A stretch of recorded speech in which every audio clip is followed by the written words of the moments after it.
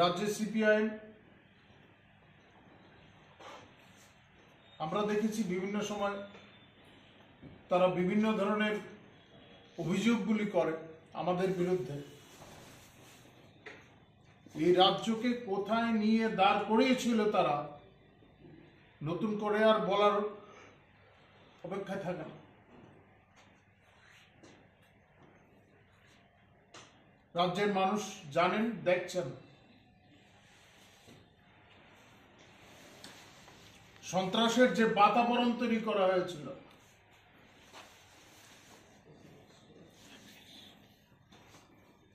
হ্যাঁ ঠিক,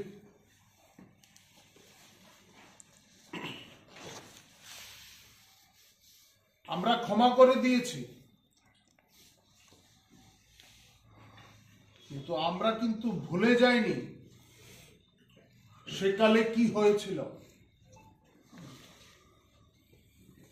আমাদের কার্যকর্তাদের উপর, বিরোধী দলের যারা কর্মীরা ছিলেন তাদের উপর কি ধরনের ব্যবহার করা হয়েছে।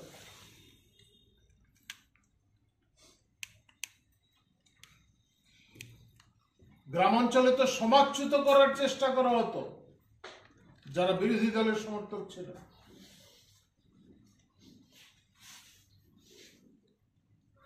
আজকে যারা তাদের দোসর কংগ্রেসীরা, তারাও হয়তো ভুলে যাননি কিভাবে বিরোধী দলের কর্মীদের তারা সমাজচ্যুত করে দিত। এই ধরনের কোন পরিস্থিতি এই রাজ্যে নেই। সম্মেলন করার জায়গা চাইছেন, হ্যাঁ চাইতেই পারেন। গণতান্ত্রিক প্রক্রিয়ায় আপনারা গণতন্ত্র মানেন না সেটা আলাদা কথা, এবং গণতান্ত্রিক প্রক্রিয়ায় রাজনৈতিক সমাবেশ করার অধিকার আছে, কিন্তু জনগণের অধিকারকে খর্ব করে না।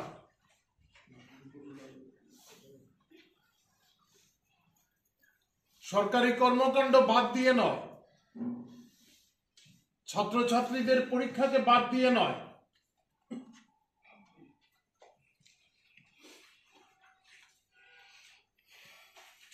এইগুলির ঊর্ধ্বে না রাজনৈতিক দলের কর্মকাণ্ড। আমাদের দলেরও বিভিন্ন রাজনৈতিক কর্মকাণ্ড আছে,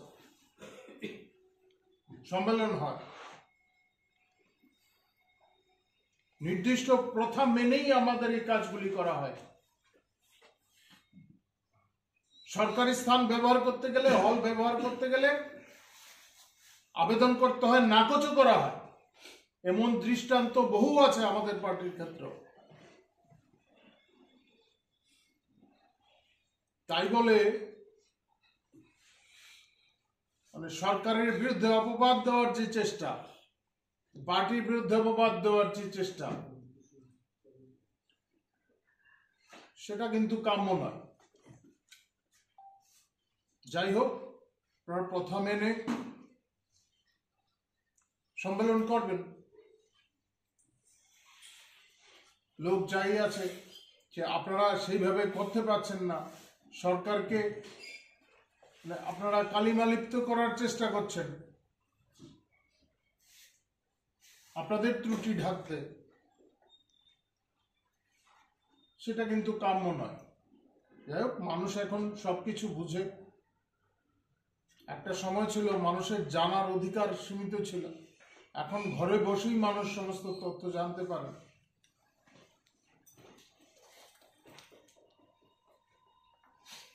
দীর্ঘদিন বোকা বানিয়ে রেখেছেন বলে এখনো তা পারবেন এমনটা কিন্তু সম্ভব না।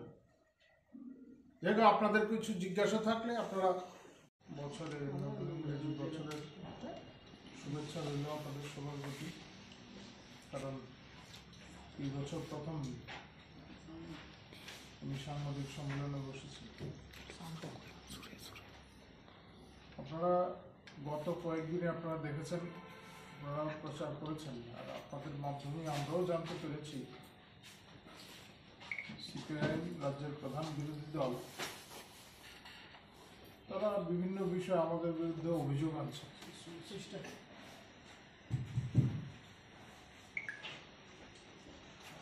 মন গড়া কিছু অভিযোগ তারা আমাদের বিরুদ্ধে আনছে, আর তাদের যে সহযোগী শক্তি কংগ্রেস, তারা সংবিধান সংক্রান্ত বিষয়কে সামনে রেখে এতদিন ধরে তারা যেভাবে দেশের মানুষকে বিভ্রান্ত করেছিল তাদের দলীয় স্বার্থে এবং পরিবারের স্বার্থে, যেভাবে সংবিধানকে ব্যবহার করেছে, ক্ষমতার অপপ্রয়োগ তারা করেছে, তা নিয়ে সাফাই দিচ্ছে এবং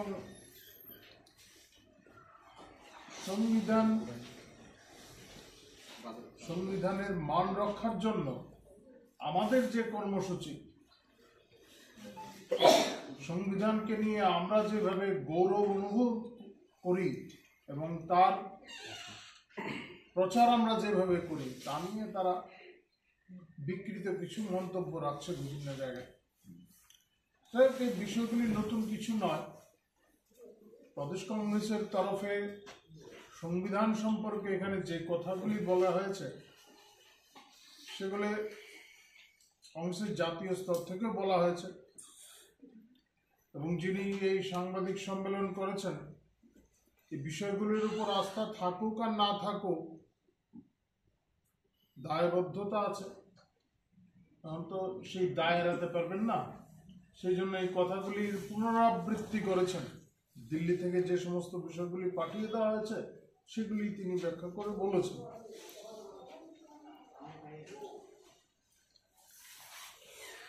দেশের বিভিন্ন সময় যখন বিপর্যয় কাল এসছে দেশের জন্য, বিভিন্ন ধরনের সংকট তৈরি হয়েছে আমাদের দেশের জন্য, তখন রাষ্ট্রীয় স্বয়ংসেবক সংঘ গুরুত্বপূর্ণ ভূমিকা নিয়েছে। এমনকি চীনের যুদ্ধের সময়, চীনের সঙ্গে যখন যুদ্ধ হয়, চীন যখন ভারত আক্রমণ করেছে,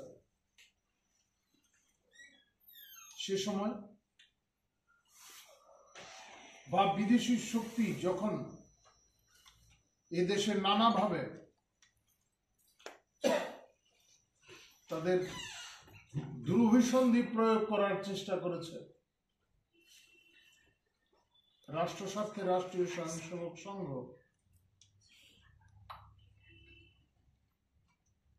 নিয়ম নীতি মেনে তার কাজ করে গেছে।